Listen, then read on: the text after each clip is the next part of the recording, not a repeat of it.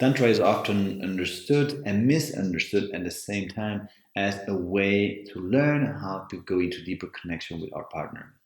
Now, this might be one of the reasons why you said like, "Hey, I'm interested into this. I really want to learn Tantra," which was my way of wanting to learn about Tantra and how to approach it. I said, I really want to go on the intimate part, the intimate aspect that it could give me. And is it giving? Yes, it is. But I also have to say that Tantra is way more than just that. It's actually a small part. And I think there's a lot of us sharing this over and over and over again, but still, the humans are still interested and attracted to Tantra mainly because of the sexual aspect. And I believe this is a personal belief that one of the main reasons is because the sexuality has been so oppressed and is still oppressed, even though we are living in a modern society, it is still oppressed. And Tantra gives this inclusiveness where, yes, you can have a lifestyle where the sexuality is also part of the growth that you're having. It's not just personal growth and separating your sexuality from it. And there is so much things to learn in your sexual life and the sexual aspect of your life.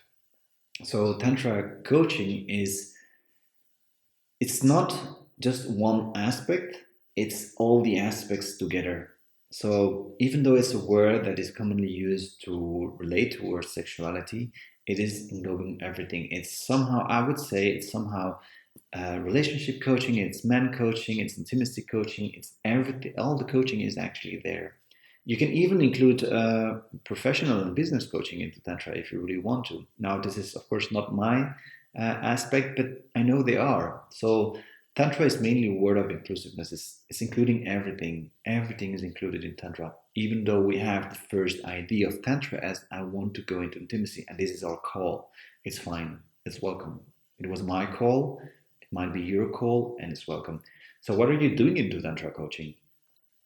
Well, it depends on what are first the intention of where are you coming, what are you looking for, and from there, of course, you build up sort of a pad, or you start cleaning around the pad more than building up a pad. But you can expect that, yeah, there is a lot of work on intimacy because that's probably one of the main reasons people come, and also one of the main oppressed places where it's said put into the dark zone and we don't want to look at it. So of course that's going to be uncovered quite a lot. And it's also teaching a different way how to approach it, how to approach the way how you connect with someone without constantly having this idea of sex, sex, sex, sex, penetration, penetration, penetration.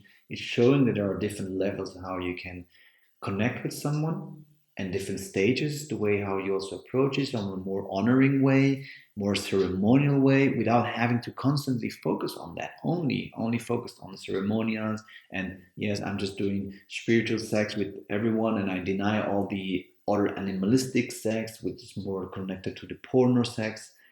It's not denying anything, even though you might have this idea and perception from other places where they somehow not teaching the rest, right? But it doesn't mean they're denying it. It might be the reason because there is more focus and there is more need. So there is more need to have an approach in a ceremonial way of sexuality. But it doesn't mean that the animalistic sex is being denied. So again, it depends so much on your intentions. Maybe you're just looking for a deeper connection, spiritual connection with your partner, and that's it. And that will include, of course, sexuality will come just together with it. But you can be just that your intention. I just want to have our soul connected to each other. So then the work will be working on one soul and on the other one. And if you're just an individual, you're just single, you don't have any other partner what you're looking for. Maybe you're just searching for a connection with yourself. It's more like a spiritual path. Everything is actually a spiritual path, but maybe Tantra is calling you because you have an awakening happening inside of you. It's a call. It's like it's asking you to start and initiate yourself in that path because it's yours and you don't need anybody to be there. I might be there just to guide you, or anybody else can be just to guide you because we have done certain degree or certain distance already of that path and you can relate to our path. So I can sort of say, yeah, well, I've been there. This is what worked for me. It might work for you now. And this is how somehow what the guidance does and the facilitation does is it facilitates you to keep on going in your path. It is not that well, some of us, but it's not my case. It's not that I'm a guru, I have all the answers. No, it's mainly guiding you how to read your own book and how to write your own book, how to go into your own journey and how to guide and go through your own journey, how to find your own journey. It's a lot of focus on yourself and on your own self development. What are your calls? What are the indicators that can shows you this is the way how you want to go? And maybe those are the aspect that needs to be worked on. And I would say this is the main difference between what is this and what is the more traditional way of coaching, which is very structural, which is very mind, or psychology, which is again very mind. Not all of them. I'm just saying as a general rule. And where actually you see how psychology and coaching, traditional coaching, is actually starting to integrate a lot of tantric exercises because tantra includes everything. It's not excluding anything. So even psychology you will find into tantra. You will find traditional approaches into tantra. They're all there. So defining tantra is something that has to be done on a personal level. The definition of tantra is based on what it means to you and how you see it. There is not one definition that applies to everything. If we would define tantra on a one single way, we would be imposing that definition on the rest, and then it's excluding part of it. Because whenever you would not connect or relate to that definition, you would feel excluded, which happens in other ways.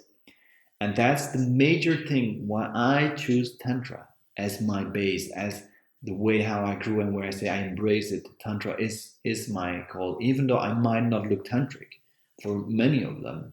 And I don't behave as a tantric in the sense of I don't have I'm just because a lot of times Tantra is connected to hippie and that has nothing to do with that. Really nothing. It includes everybody. So the definition of what is Tantra is what you make out of it. There is a video actually on YouTube that you can search. Um, yeah, I don't remember the name, but I think if you start searching just by your own search, what is Tantra, and you Google it, you check videos, you will see the definitions constantly changing. You go to a place and you ask people, what is Tantra to you, to all tantric people, and you will see every definition is different because it's your own definition. So if it's your own definition, it's your own path and somehow a structure or a well set up standard is not working because it should be your own standard. It should be your own structure. What works and fits you, not what works and fits the general population. So I would say this is the major difference between traditional coaching and tantra coaching, which is the allowance of this flow coming in this dance, which is all based on yourself and based on what your system or your path needs. I hope this has somehow replied to questions that you might have. And if not, you can reach out to me. You can send me feedback. You can comment. You can just ask whatever you want and whatever is in your mass that wants to have an answer. And if I can, I will reply to it and give you that answer.